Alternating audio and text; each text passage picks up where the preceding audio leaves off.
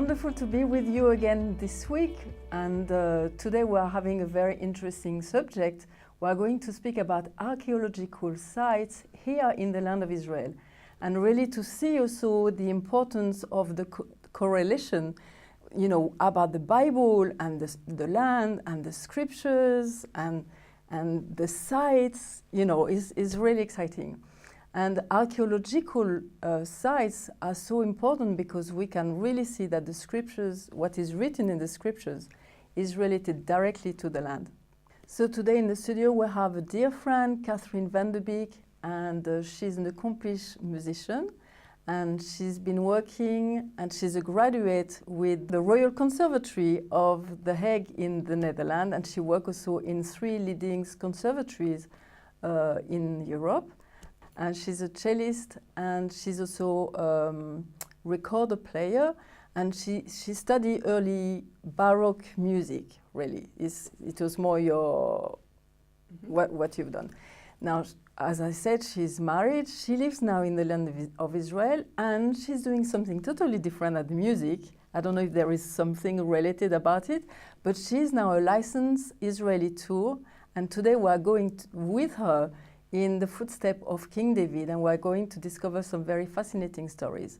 Katharine, thank you for coming. It's a pleasure. And give us already a bit of your background, because for the people it's very exciting to see Israel coming alive again, people from all around the world who come in this land with very different background, and it will be interesting to know how you arrive in the land here.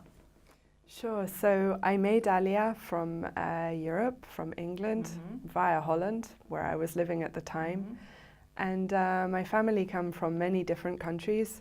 My mother's side of the family, well, my mother was a professional pianist, and her father was also a great music lover. And we're descended from Russian and Polish Jewry.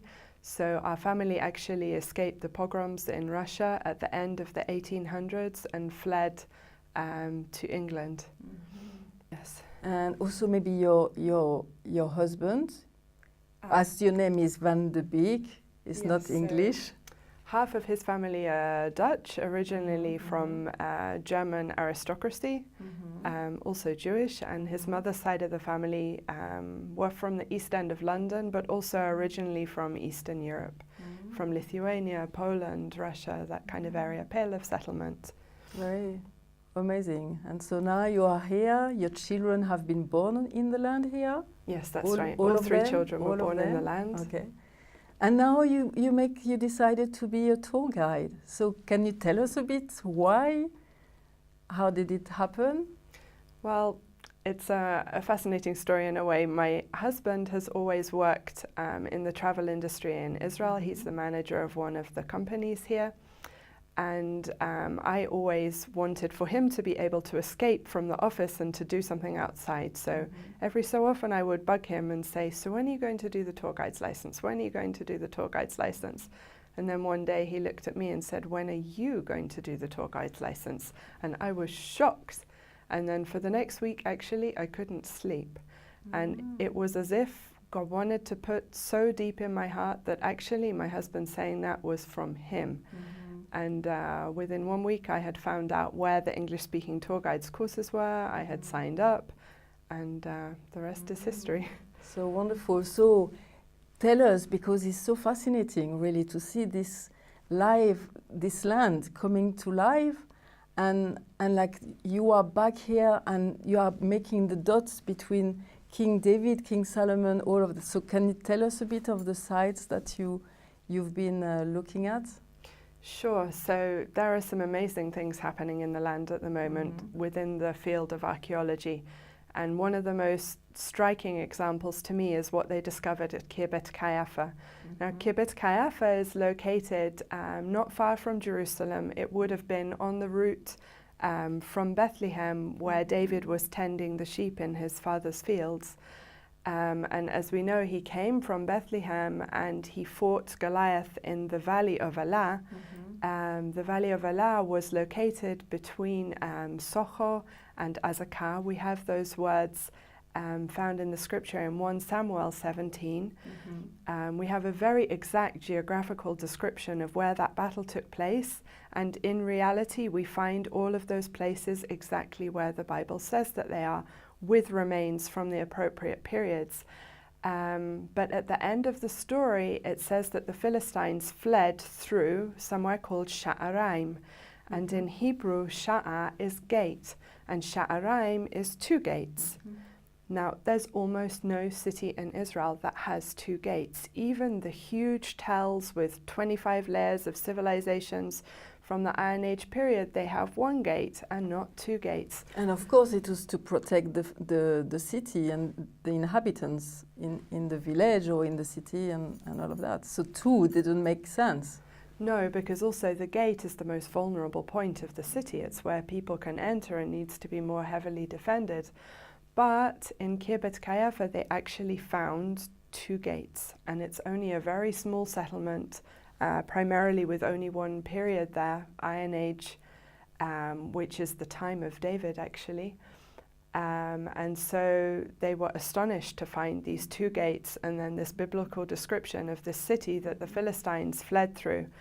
And there were all kinds of miraculous stories to do with the finds that they were able to locate on this tell, to do with the timing. For example, just before they had to leave the site, they'd run out of money, the excavation had to be ended, and the archaeologist had said, I really need to find some olive pits, because you can carbon date olive pits. And up until that point they only had 1, and this sample was not big enough for them to be able to date the site with any certainty. And the day before they were due to leave, they found a pot, and inside there were 100 olive pits. And they dated them exactly to the time of King David. So they found many fascinating proofs that this really was the site. And it was actually an administrative center. King David had a palace there after he had defeated Goliath and after he began his reign. We have a 30-meter long wall which was outside of the palace. We have the entrance that King David would have walked in, and we speak a lot about the city of David and the possible palace there, but we can really say with certainty that King David was here and that he entered through the gate into his palace there. So this is a really fascinating discovery, and it's also extremely important because in Israel we have 2 different schools of archaeology. One of them is based in Tel Aviv, the other is based in Jerusalem. And just as one city would tend to be rather religious and the other would tend to have a lot of nightlife and so on, we can take this comparison to the attitude towards archaeology that is in both of these cities. Now, one of them would very much like to connect the archaeology with the Bible. And in fact, in the olden days, in the beginning of archaeology in this land, the archaeologist would have a Bible in one hand and a spade in the other. And he would read the Bible for the description of what he should be looking for, and he would find it. So, for example, in Megiddo, in Chatzor, in Gaza, we know that there should be Solomonic gates because the Bible tells us that King Solomon built and fortified cities there, and we have the description of what the gates should look like. So having located gates in one of these tells, in order to find the gate in the next tell, they just said, wow, it should look like this and this and this, and it should be located here and here and here. And the students who were digging with the archaeologist thought that he's a magician because he just knew exactly where to dig based on the biblical account. But that's one school of archaeologists. The other one, based in Tel Aviv, would rather like to prove that the Bible is not a historical document. Although even they will admit that after the 9th century BCE, they are unable to prove that it is wrong. But there was a big debate centering on the kingdom of David and Solomon.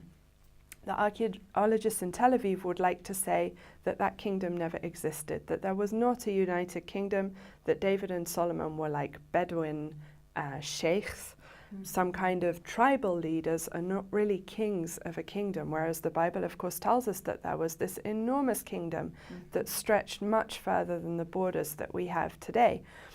And because of this, they created something called low chronology, which basically takes all of the dates 100 years later than traditional archaeology would. And what does that mean? It takes anything that they find out of the hands of David and Solomon and places it in the hands of Ahab and Omri. Now we know from the Bible that Achav was an evil king. He did many evil things in the sight of the Lord together with his wife but they were more in the Jezebel. north. Correct. Yeah. Yes, in the Jezreel Valley we have Tal Yisrael. Yes, that's right. And so by doing this, the archaeologists are saying, well, there was no united kingdom, there was no kingdom of David and Solomon, but now they have a very big problem thanks to what was found at Khirbet Qeiyafa. They can't say this anymore because here we have an administrative capital. We have Ostrakhan in the earliest Hebrew fragment that we have found to date. We have these olive pits that date the site. It's clearly an administrative center because of all of the pot shards found there with jar handles that have impressions. So it shows us that this was a center of taxation where products were collected, where they were taxed and then sent out again. And indeed in 4 locations we have what's called the Lamelech seal, which was a royal seal that was found on pottery. Those locations were Socho and Hebron and Mamshat, which we think was Ramat Rachel. So we clearly see that actually there was a kingdom functioning at the time of David and Solomon. With a very precise way of doing the things. For sure. And we also find this, of course, in the city of David, and we find this later at the time of King Hezekiah when he is fortifying against the invasion of Sennacherib, who is systematically destroying all of the cities of Judah. And all around the country we find what Hezekiah did in preparation for the siege of Sennacherib, which of course is described in detail in the Bible, in the book of Chronicles, in the book of Isaiah. And we also find descriptions of the siege in extra biblical sources, references to the same stories that we can find in the Bible. So this is amazing. In the palace in Nineveh, we have the relief of Lachish, which is amazing. It's Sennacherib. Basically, in his palace, he made an entire room where he put this relief all around the walls, and he described how he destroyed Tel Lachish. And in fact, at Tel Lachish, we find the only Assyrian siege ramp in the world. And there's an amazing connection between Lachish and the city of David, because and Lachish is very close to, I can't remember where it is. It's very close to Khirbet Qeiyafa, actually. It's about 20 kilometers away. So it's close to the edge of all of the territory of the Philistines, because they had 5 main city-states. 3 were along the coast. You have Gaza, Ashkelon and Ashdod, and then inland you have Gat and Ekron. And Gat is also very close to where Khirbet Qeiyafa was. So that's why there was the battle with David and Goliath in that area, because it was very much on the border between Israelite territory and Philistine territory. And I heard also that they find places when it was more Philistine, they were eating pork and they were finding all these things, but the side of the Jewish people, it was only kosher animals and all of that. So again, it's really showing the reality of the life of the time. Yes, that's correct. And Khirbet Qeiyafa is a very striking example of that, because they found no pig bones whatsoever. They only found kosher animals there, which proves beyond a doubt that it was an Israelite site. And we know ourselves that the Bible is true, but it's so fascinating to see that with all the archaeological things, it's giving more proof and proof and proof and proof again that that is true. Now, then I saw that you have something very beautiful with the little bell from the high priest. This is fascinating story too. Yes. So in the book of Exodus, it describes the high priest's garment and what was on the bottom of it, and it talks about alternating rows of bells and pomegranates. Now, in some translations, it talks about alternating, and in others, it speaks about a bell inside a pomegranate.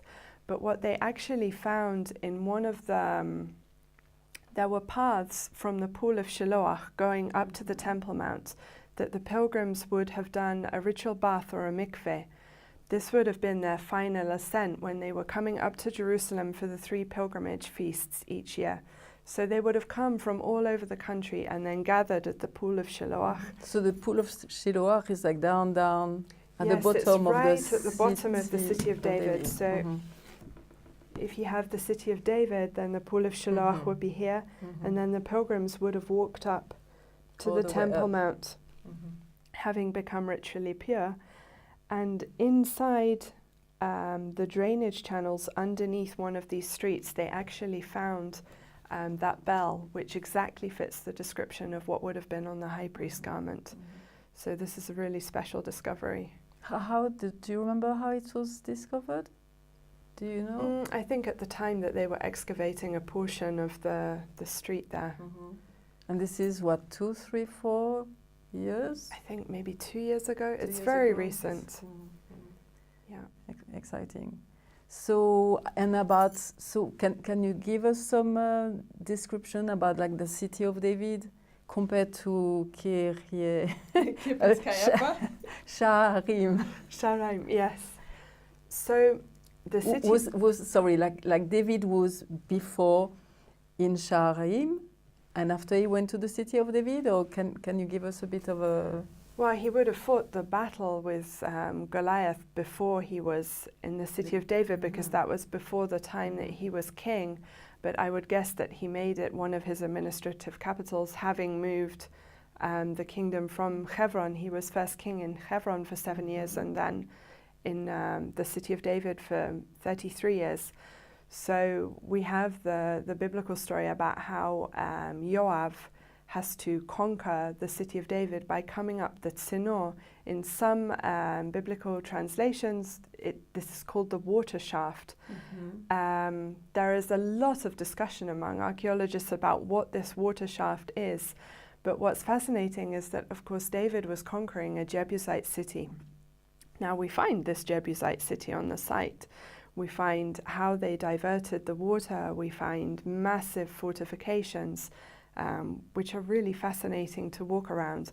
But as part of all of these water systems, we have different shafts that could have been the very one that Yoav and later David's men came up in order to conquer the city. One of them would be the shaft that was discovered by Charles Warren in 1867, fascinatingly 100 years before Jerusalem was unified. So it would seem to be a very significant date, because up until that point, every tour guide would have taken people to, let me just show you Jerusalem. Because up until 1867, every tour guide bringing you to Jerusalem would have shown you these walls as being the walls of the old city. Now these walls are primarily Ottoman, although there are portions from both the second and even the first temple period, if you know where to look. However, the biblical city of David is located way below, but nobody actually knew this until 1867, when he discovered this water shaft, and he said, hang on a minute, why are we taking water? Water should be taken inside the city, not outside. So if we're finding water installations here, this means that this is the biblical city. And then they began to uncover this whole incredible place. And they found both the Canaanite water systems, and then they found the water system of Hezekiah, which again is described in the Bible. It says how he diverted the water and he made a tunnel, and indeed we find exactly what Hezekiah did in this city.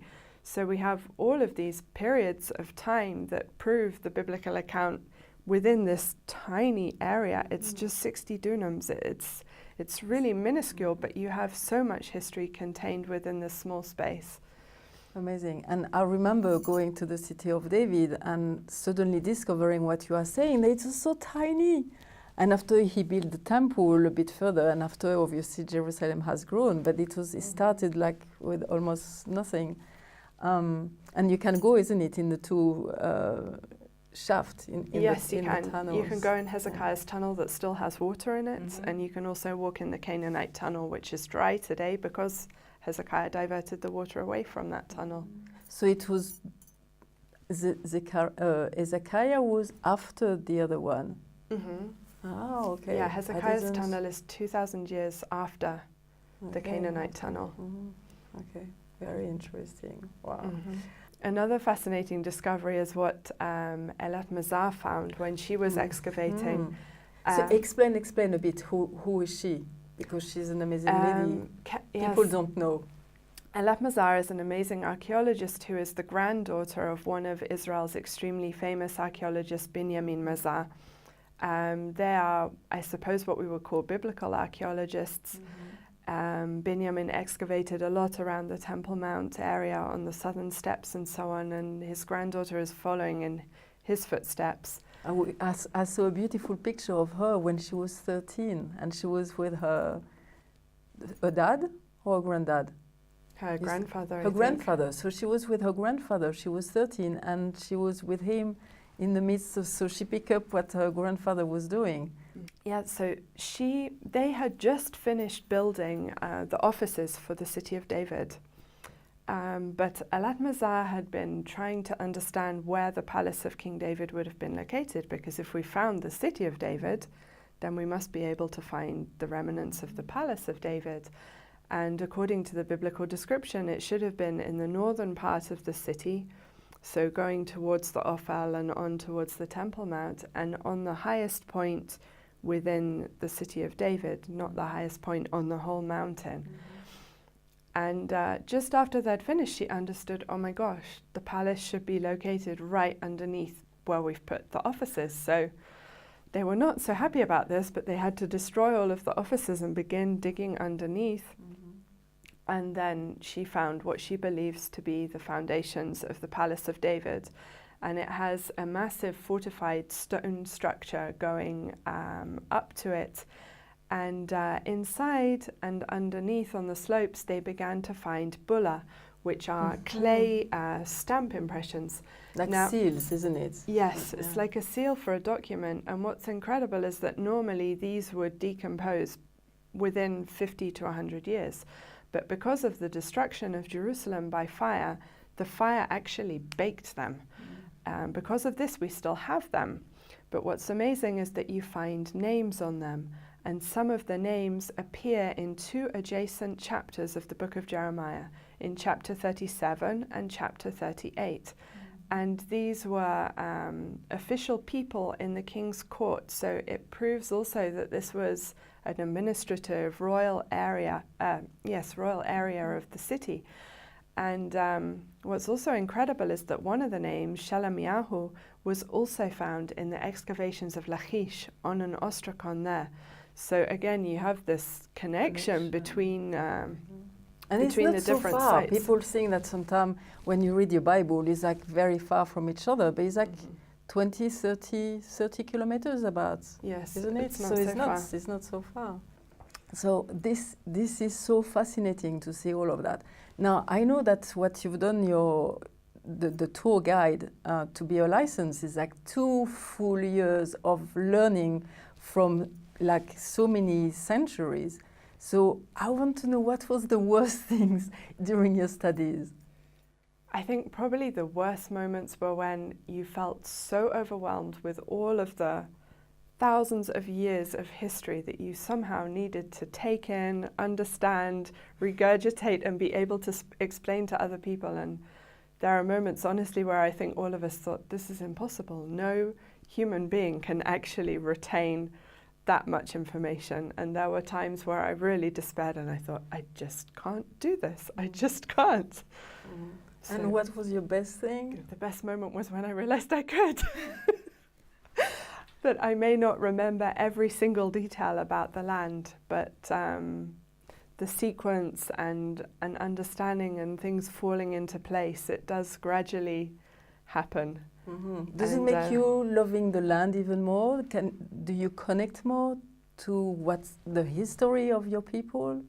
Yes, for sure. I mean, it's amazing to walk where your ancestors walked, and it's amazing to walk where the whole biblical story is playing out in front of your eyes as you're walking the land. You're seeing places where Abraham was, you're seeing places where Yeshua was, you're seeing places where King David was, where King Solomon was, and this is really amazing. Katharine, thank you. This is so beautiful to see really this, like the Bible just in front of our eyes. And I hope that you really enjoyed this program and all the sites and all the pictures. And we will carry on to show you more of the land and the treasure that is there. So from Katharine and from me, we say bye today, and see you next week. Bye.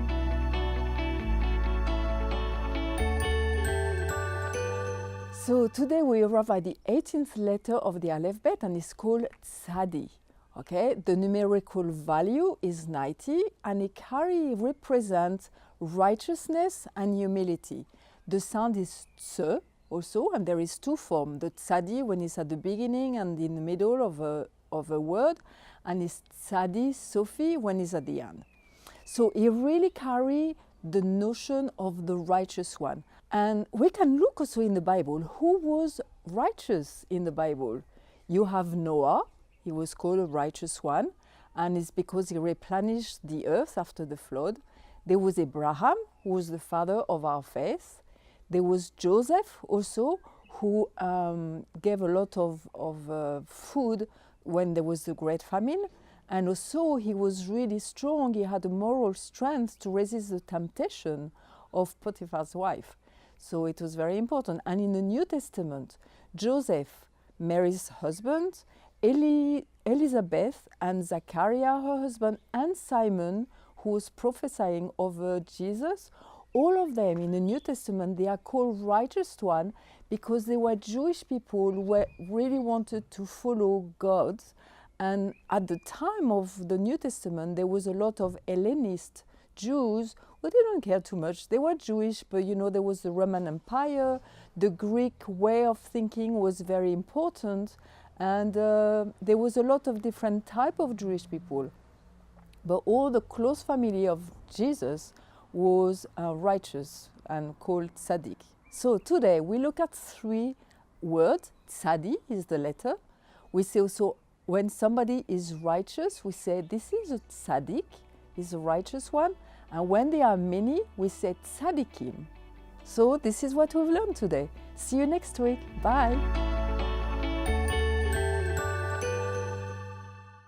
So, Katharine, thank you again for coming. I really hope that you enjoy these amazing stories with all these archaeological sites in the land here of Israel. And from Katharine and from me, we say see you next week. Bye.